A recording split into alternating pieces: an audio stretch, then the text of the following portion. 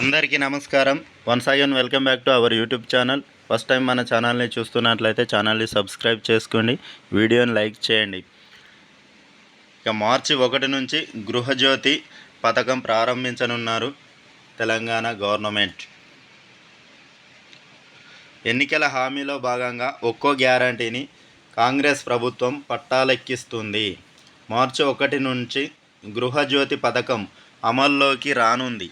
ఈ పథకానికి సంబంధించినటువంటి మార్గదర్శకాలను ప్రభుత్వం రెడీ చేయడం జరిగింది.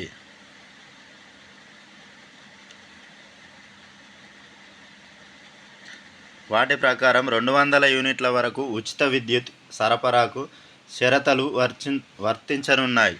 200 యూనిట్ల వరకు ప్రభుత్వమే ఉచిత కరెంటు ఇస్తుందని, ఇష్టారాజ్యంగ వాడకం పెంచేస్తే అదనపు వాడకానికి బిల్లులు చెల్లించక తప్పదు.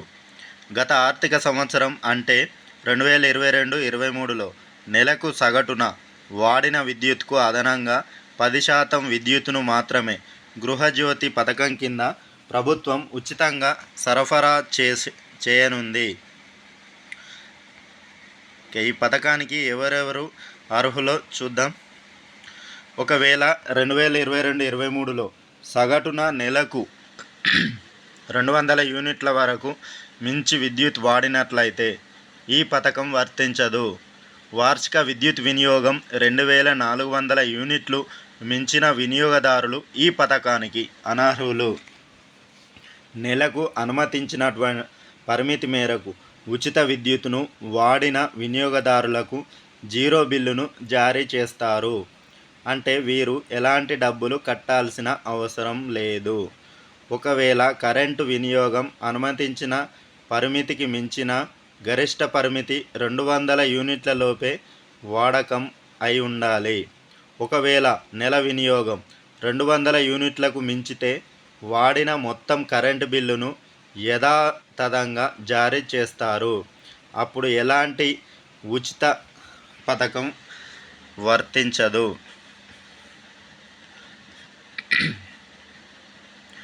వైట్ రేషన్ కార్డు ఉంటేనే విద్యుత్ బిల్లులు బకాయిలు చెల్లించాల్సిన వినియోగదారులకు గృహజ్యోతి పథకం వర్తించదు. బకాయిలన్నీ చెల్లించిన తర్వాతే పథకాన్ని వర్తింపజేస్తారు.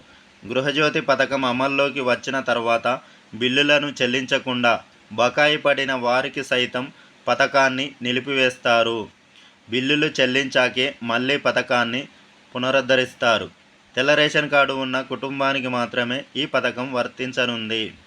రేషన్ కార్డు ఆధార్ లింకు అయి ఉండాలి. లబ్ధిదారులు దరఖాస్తులో పొందుపరిచినటువంటి గృహ విద్యుత్ సర్వీస్ కనెక్షన్ నెంబర్ను రేషన్ కార్డుతో అనుసంధానం చేస్తారు. రేషన్ కార్డుతో విద్యుత్ కనెక్షన్ను అనుసంధానం చేసిన విద్యుత్ కనెక్షన్ ఎవరి పేరు మీద ఉందో వారు పేరు మీదే బిల్ జనరేట్ అవ్వడం జరుగుతుంది.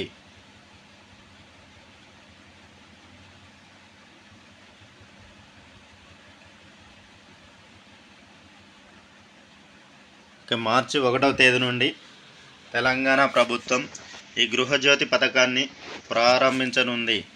కావున పాత పెండింగ్ బిల్లులు ఏవైనా ఉన్నట్లయితే తప్పకుండా పెండింగ్ లేకుండా బిల్లులన్నీ చెల్లించిన తర్వాతనే ఈ పథకాన్ని వినియోగదారులకు అందజేయనుంది. 200 యూనిట్లలోపు ఫ్రీ కరెంటును అందించనుంది కాంగ్రెస్ ప్రభుత్వం. Okay, thanks for watching. Please subscribe my channel. Thank you.